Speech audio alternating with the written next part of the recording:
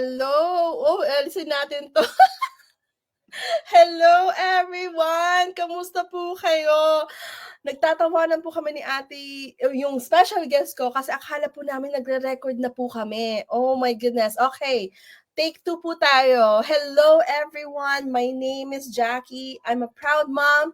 I'm a wife and an online business owner since 2022. 2 years ago, guys, I took a leap of faith in starting my online business because I wanted more time and flexibility for my family, especially for my son, Harrison.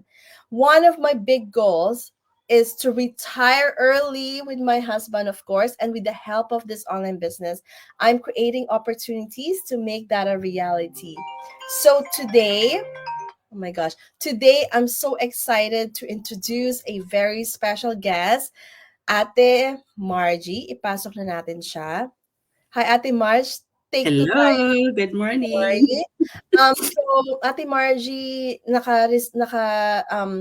currently residing in Toronto, Canada. Kapitbahay ko lang siya. She's a fellow mompreneur whose inspiring journey I'm sure many of you will relate to. Ate Margie, thank you so much for joining me today. And pasensya na. And nagkataon, it's 11:11. Magandang number to. So, before we dive in, Ate, Mhm.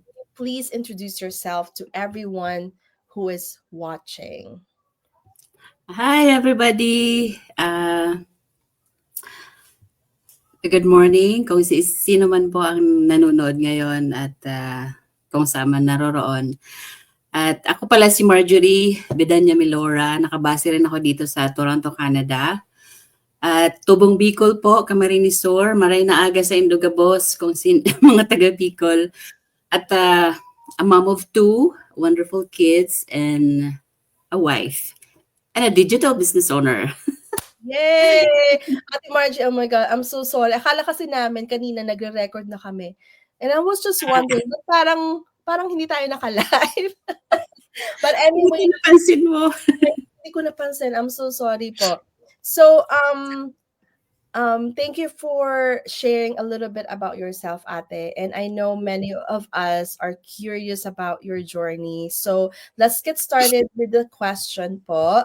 Meron tayong mga katanungan dito. And this is the number one question. Ano ang buhay mo bago ka nag-start ng online business? Okay, medyo mahaba-haba to. Pero yeah, I started as a nanny here in Canada for 4.5 years. At nung makuha ko yung open permit ko, saka pa lang ako nag-work. Work. House cleaning, office cleaning, at marami pang iba. Kahit anong pwedeng pagkakitaan, pinapasok ko kasi yung pampadala sa Pilipinas, kasi nandoon yung anak ko sa magulang ko, sila ang nag-aalaga sa kanya. At bihira akong sumama sa mga friends ko noon sa mga happenings nila kasi I need to save money. Well, bago yan pala, nagtrabaho din ako sa Hong Kong for 4.5 years. At napakahirap sa isang magulang sa isang ina na iwanan ko yung anak ko sa mama ko, tapos ako mag-aalaga ng ibang bata, di ba? But anyway, sa tulong at sa ng Panginoon, ng magulang ko, nadala ko dito yung eldest daughter ko. Pero po 14 years old na siya. That time din nagkaroon na ako ng second husband. Blended family kami. Mayroon siyang 3 anak, tapos ako 2, including isa na. So biruin mo, we have a big family, happy family. Masaya po yun. Yeah, masaya, pero well, kailangan magtrabaho. Kaming 2 mag-asawa, parehas kami full-time, may part-time. Minsan wala na kaming time para sa sarili namin. At yung mga bills, mga bayarin natin, patuloy na nandyan, at nagsusuporta pa ako sa parents ko sa Pilipinas kasi matanda na sila, wala na silang trabaho. So yung monthly ano nila, medication, may monthly bills nila din. Kaya work, work, work. Pero before yan, before natagpuan ko ang business, yun nga, may dalawa akong trabaho, 16 hours.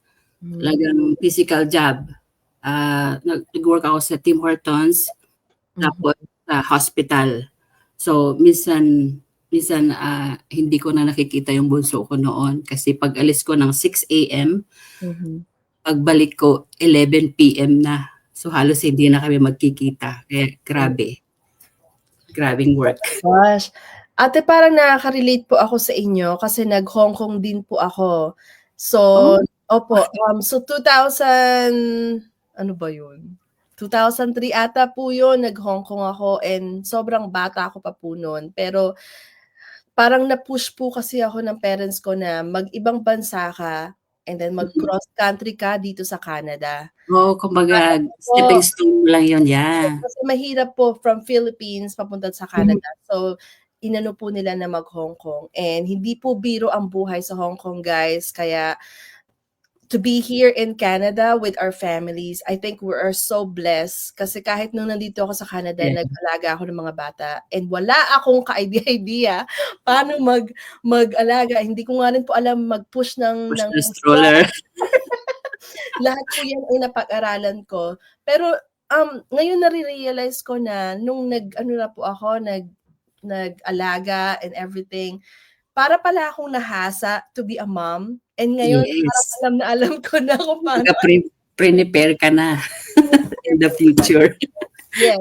So, ate, you mentioned na po yung sa before ka online business. So, nabanggit nyo na po yung ano yung buhay mo. So, na nag-start ka ng online business, nag-Tim Hortons ka na, no, ate? So, I guess we're gonna go to the second question kasi parang nasagot nyo na po doon sa lahat is, ate, ano yung specific moment na na-realize mo, oh my gosh, kailangan ko nang magbago, kailangan may magbago sa buhay ko? Puro mo sa specific moment po. Well, ngayon na-realize ko na kasi I'm not getting younger. Nararamdam ko na yung mga pain ng katawan ko. Pain here, pain there. Grabe, pain everywhere. At dahil nga sa nature ng work ko na prolonged standing ako, kaya medyo sa isip ko kaya ko pang magtrabaho pero ang katawan ko talaga ayaw na. Anyway, sa totoo lang ngayon, nagka-sick leave ako for 2 weeks kasi nag-trigger yung lower back pain ko. Grabe. Kung tanungin mo ako ng 1 out of 1 to 10, ang pain talaga is 10. Grabe, extremely painful. Halos hindi ako makalakad. Gumapang na nga ako sa paglabas sa washroom. Grabe. Tapos, 2 days ako nakakahiyang aminin, pero 2 days ako nagsuot ng diaper kasi nga hindi ako makabangon. Oh my gosh, ate. Talaga po. Oo, grabe. Last month lang po ba ito? Like December? Ngayon lang. This month? Ngayon, January 11, nag-work pa ako. Tapos, pauwi na ako. Then, nag-hit yung talagang, grabe. Naka-wheelchair na nga ako. Ate. Parang nakikita ko yung sarili ko doon sa mga pasyente sa hospital. Sabi ko, hindi ko akalain na magiging ganito pala ako. Kaya, grabe naiyak ako, naawa ako sa sarili ko dahil bakit parang inaabuso ko yung health ko. Hindi ko inaalagaan ba. Kaya, wake up call na to para sa akin na dapat mag-slow down na ako, yung workless. I have to take care of myself and my family. At dito sa online business na to, nakita ko yung solusyon at yung potential ba na malaking opportunity para sa aking pamilya, ang mga benefits at perfect na ano para sa schedule. Perfect package for you po.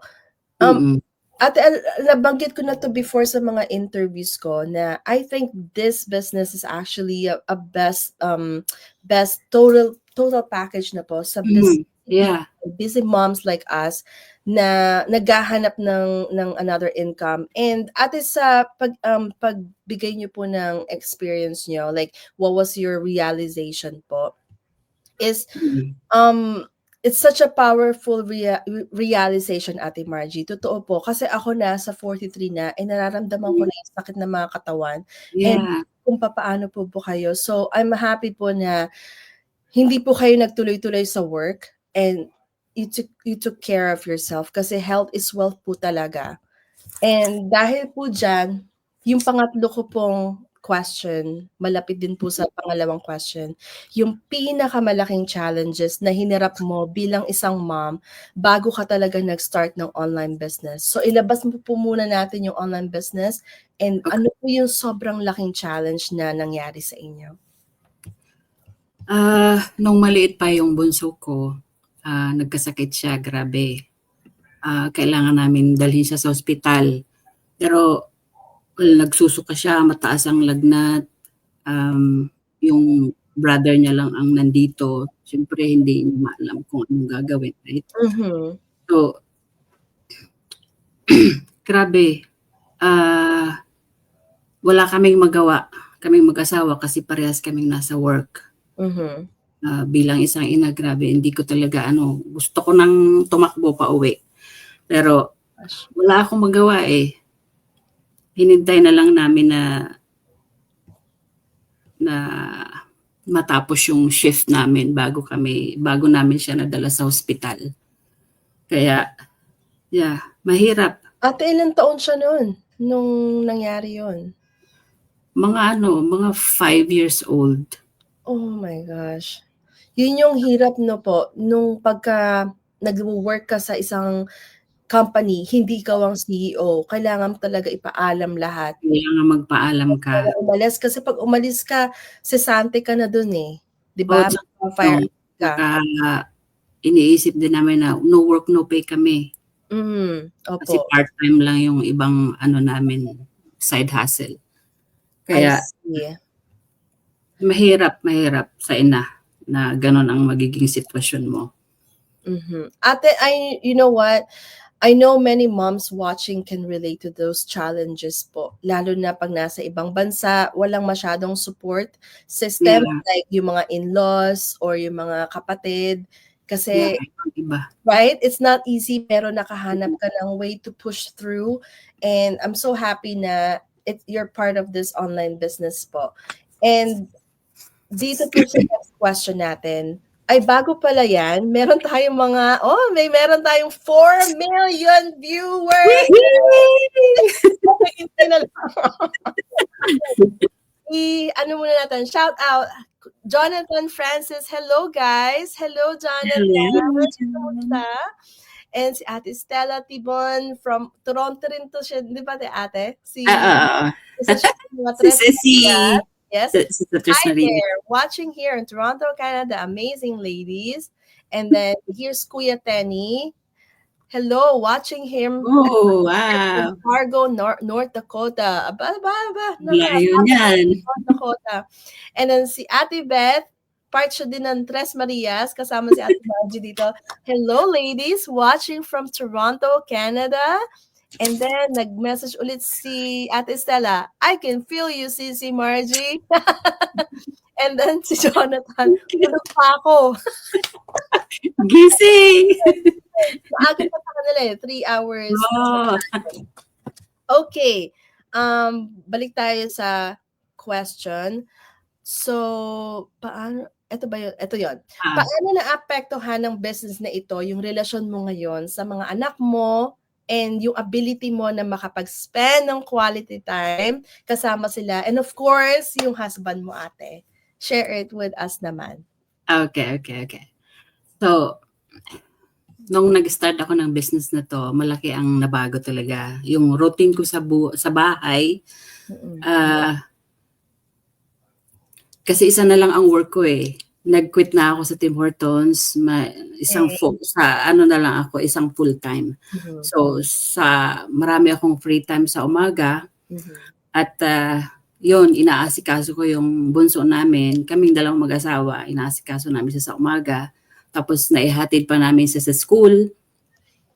Tapos during weekend naman, ano kami, shopping, window shopping, tapos nanonood kami ng movie. At Ang sarap marami ng bonding moment ba, marami ng quality time ang nangyayari kasi lalo na sa aming bunso, kailangan naming mag-ano kasi siya na ang last namin.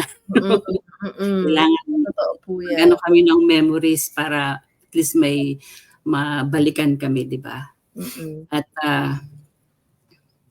yan ang hindi ko rin, pinagsisisihan ko na hindi ko nagawa sa panganay ko noon, yung bonding moment ba.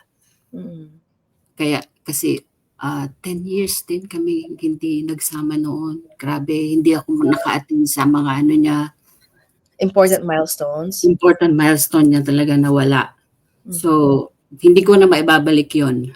So, pero grateful ako dahil natagpuan ko tong online business ngayon. Very, very flexible talaga sa schedule ko. Kahit saan nadadala ko, mag-shopping man, manood ng sine, I can scroll my cellphone. Mhm. Kung may mga leads na dumarating, kung may isasagutin ako, ganon. Talagang perfect na perfect sa schedule ko to. Kaya I'm happy, I'm grateful. Ate, I'm so happy for you po kasi kahit sa sobrang dami na nangyari and of course nabanggit niyo po is parang nanghihinayang ka dun sa panganay mo kasi hindi mo nagawa. Pero bumabawi ka sa bunso and for sure yung pinapadala mo sa anak mo sa Philippines, for sure ini-enjoy niya yon and ang mga kabataan ngayon sobrang matatalino. Alam nila na lahat ng binibigay sa kanila ng parents nila from abroad, talagang naghihirapan. Kasi marami na pong show ngayon sa Philippines na talagang pinag-uusapan ang mga OFW. Isa po dyan yung favorite ko po yung kay Vice Ganda, The Breadwinner. So, napanood niyo po ba yon? Yung, hindi po yung movie, pero yung show po, parang sinasabi nila doon is, pagka nasa ibang bansa po ang mga parents mo, as a child, ang gawin mo is mag-aral ka ng mabuti. Alam mo yun, magpakabait ka, wag kang liliko-liko sa hindi magandang path. So I'm so happy po na kasama niyo po yung bunso mo and you still have communication sa panganay mo. Okay, ate. So I think that's such a wonderful or beautiful transformation kasi may family ka talagang family time ka na and ang ultimate motivation po talaga sa atin is yung family, lalo na yung mga anak natin, right? Ako talagang as much as possible after ng work ko, pag nandito si Harrison at gising siya, tutok ako kay Harrison. Yeah. Right? Pero pag may work ako, I make sure na work talaga, focused, and then balik kay Harrison. So, hindi na babalik yung ano nila kabataan nila ang bilis punta na yun doon. Tsaka mabilis lang, di ba? Isipin mo yung bunso ko, 13 years old na ngayon. Oh my gosh. And si Harrison is 3 years old. So, in 10 years, ganyan na siya. Okay, ate. So, anong advice ang maibibigay mo sa mga moms out there na sobrang skeptical o nagdadalawang isip na mag-start ng online business pero alam naman nila sa puso at isipan nila na they wanna do this. They've been seeing all our posts, our videos, and for sure maraming online business out there na nakikita nila. Do you have any advice sa kanila? Okay. Para doon sa mga busy moms na medyo nagdadalawang isip pa, at kung kayo'y bata-bata pa, kailangan nyo nang mag-umpisa. Kailangan kasi nating tulungan din ang ating husband sa mga bills, lalo-lalo na pag nasa ibang bansa ka, talagang kailangan magtulungan kayo para hindi kayo mabaon sa utang, sa mga credit cards, parang ganon. So, ito na ang perfect na perfect na business na nakita ko talaga. So, wag na kayong magdalawang isip na mag-start ng online business na to kasi napakaraming benepisyo na mabibigay nito bukod sa ah, may oras ka para sa sarili mo at kasi ikaw ang boss dito eh. At the same time kasama mo yung family mo, yung anak mo, maibibigay mo kung ano, yung attention ba na hahanapin nila sa'yo bilang ina. Mm-mm. At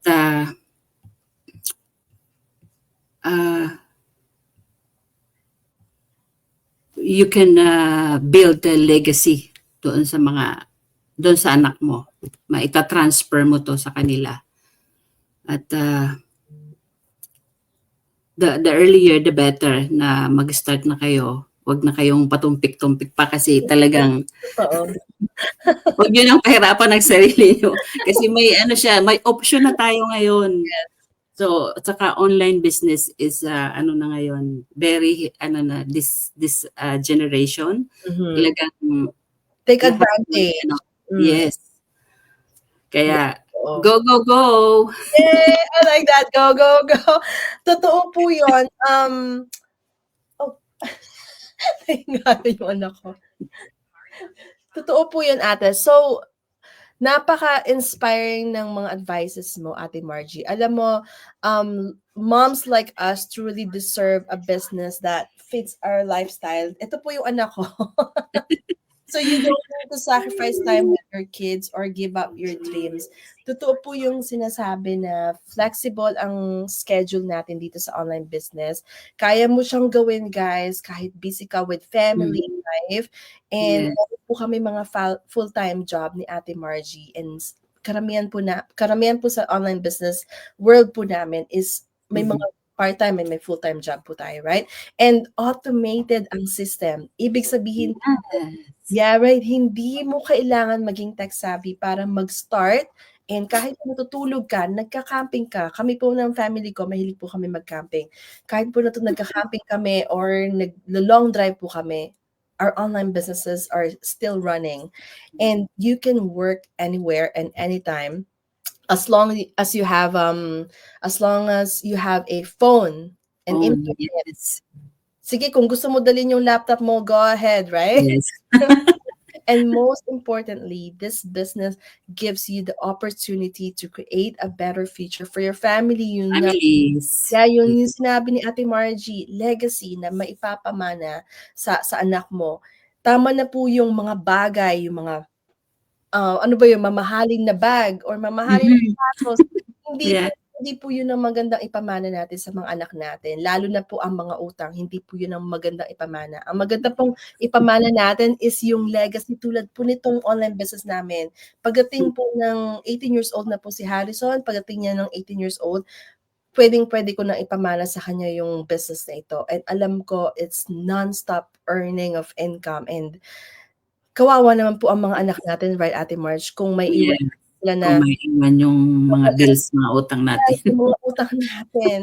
And any last words po bago po natin i-close itong magandang interview, Ate Margie? Do you want to invite them sa website mo? Oh, yeah. Yeah.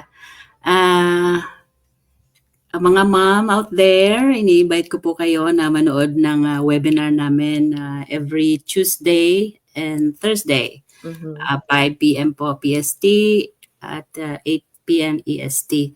So, kung may time din po kayo, check it out. Talagang hindi kayo magsisisi. Sinasabi ko na yan kasi I experience it. Makinig kayo sa matatanda. So, yeah. Yun lang po. Check it out. Yes. Yes, and meron pong replay. So, dito po sa Toronto side po namin, sa Eastern Time, every Tuesday and Thursday, meron kaming webinar. That's 8 p.m. And bukasan, pag na-miss nyo po yung live webinar, meron pong replay and you can play, pause, stop, whatever you're doing. Basta po, huwag nyong kalimutan panoorin yung buong webinar para mas maintindihan yung website, yung online business namin. And Ate Margie, thank you so much po for sharing your story and You're welcome. experiences with us today. Your journey is a testament to what's possible when we take the leap of faith, right po? And Yes, believe in yes. ourselves na kaya natin. Kasi maraming mga nanay na, nanay lang ako, hindi ko kaya yan. Hindi po. Tayo mga nanay, mga abilidad tayo, right? Yes, totoo Tayo yan. mga magulang tayo sa mga alaga natin na aso, anak natin, or magulang tayo sa ating mga magulang na aging parents, Mm, maabilidad tayo, lalo na kung breadwinner or kahit may kasama ka sa pagiging breadwinner, right, ate? So, mm. huwag niyo pong isipin na nanay lang tayo or ganito lang tayo. Meron po tayong option sa buhay and it's Yes. really up to them if they're gonna take action. So, to everyone watching, if you're feeling stuck or naghahanap kayo ng paraan to create a better future for yourself, for your Your family, family. yes, or for their kids, Ate Margie's story is proof that change is possible. Kahit anong taon ka na, don't be afraid to dream big, guys, and take action. Thank you again, Ate Margie, and You're very welcome. thank Appreciate it. everyone who joined us today. So far, 5 million. Naka 5 What? million viewers tayo. Second. Ayan na nga. Last Thank you next for the topic support. is actually, we will watch it tonight with Abby. Yung Ah, kausap ko na the breadwinner is. So, thank you, Ate Estella, Kuya Tenny, Ate Beth, Jonathan, and marami pa sila na nanood po. So, Ate Margie, salamat po talaga from the bottom of my heart. Isa ka po sa nag-yes sa online sa interview na ito. As I said po kanina sa offline nung hindi pa po tayo live, ito po interview ko po, guys, hindi lang itong Jackie interview day. Mhm. Ginawa ko po itong interview to have this amazing women sa buhay natin lahat na ilabas natin yung message out there na Yung kakayahan natin as kakayahan a natin. mom, Yes, 'di ba? yes, as a mom. Alam ko pong marami sa atin is we're busy, we're very busy sa pagiging nanay, sa pagiging asawa, sa Mhm. job natin. But let's not forget about our dreams, right? And our kids' future. So if you are interested, reach out to Ate Margie. Ipopost niya yan sa business page niya and sa personal Facebook niya. Reach out to her. She's amazing mentor. She's ready. So guys, we are ready to help you to start your online business. And I guess it's 11:38. Salamat po. Magandang buhay. Yeah, thank you Okay. so much, Thank Jackie, for you. this amazing interview. Salamat po. Sana po nag-enjoy po kayo at hindi ko po kayo Yes. kinakaba masyado. No, okay. Maganda kang host kasi, Salamat po. napo-coop up mo yung mga missing words ko minsan. No worries, ate. I got you. Ate. Salamat, guys, and have a good Saturday. Bye. Yeah, ingat. Have a nice Ingat. weekend.